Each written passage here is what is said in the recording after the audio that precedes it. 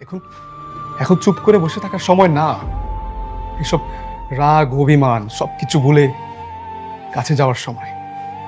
দেখুন, বাকিটা আপনার ইচ্ছে। একটা কথা বলবো? বলো। তুমি আমাকে ডিভোর্স দিয়ে দাও। আসসালামু আলাইকুম বন্ধুরা। গরিব ঘরে রাজপুত্র নাটকের ৪২ নম্বর পর্বের জন্য যারা অধীর আগ্রহে অপেক্ষা করছেন, আজকের ভিডিওটি মূলত তাদের জন্য। ৪১ নম্বর পর্বের যে নাটকীয় মোড় এবং চরম ইমোশনাল ঘটনাগুলো আমরা দেখতে পেলাম, তা সত্যিই দর্শকদের মনে গভীর দাগ কেটে গেছে। আজ আমরা ৪১ নম্বর পর্বের সেই মূল ঘটনাগুলো এবং আগামী ৪২ নম্বর পর্বে কি হতে যাচ্ছে তা বিস্তারিতভাবে তুলে ধরব। তাই ভিডিওটি একদম শেষ পর্যন্ত দেখতে থাকুন। বন্ধুরা, ৪১ নম্বর পর্বে আমরা দেখলাম অনেক আশা নিয়ে নিজের হাতে রান্না করা খাবার নিয়ে মেঘলার বাবা মায়ের বিবাহবার্ষিকীতে হাজির হয়েছিল। ভেবেছিল হয়তো এবার সম্পর্কের বরফ গলবে, কিন্তু মেঘলা তাকে সবার সামনে অপমান করে যেভাবে বাইরের মানুষ বলে বের করে দিল, তা ছিল খুবই হৃদয় বিদারক। অনিক এখন মানসিকভাবে এতটাই বিপর্যস্ত যে সে পাগল প্রায় হয়ে রাস্তায় ঘুরে দাঁড়াচ্ছে। তার জীবনটা যেন এখন একটা জীবন্ত লাশের মতো।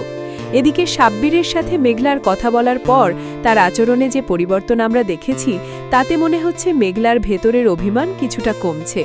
সাব্বির তাকে অনেককে ক্ষমা করে দিয়ে আবার কাছে টেনে নেওয়ার যে পরামর্শ দিয়েছে, তা মেঘলাকে গভীর ভাবনার জগতে নিয়ে গেছে।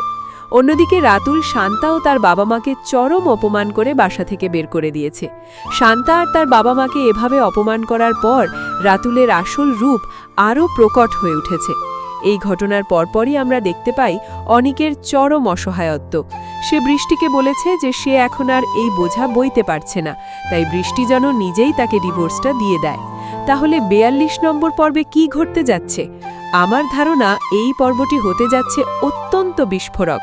মেঘলা কি শেষ পর্যন্ত সাব্বিরের পরামর্শ মেনে অনিককে ক্ষমা করে দিয়ে তাকে আবার আপন করে নেবে, নাকি অনিকের এই ডিভোর্স চাওয়ার আকুতি তাদের সম্পর্ককে আরও জটিল করে তুলবে? এছাড়া রাতুলের এই জঘন্য কর্মকাণ্ডের পর মেঘলা কি এবার তার অফিসের জায়গা থেকে রাতুলের বিরুদ্ধে কোনো বড় পদক্ষেপ নেবে?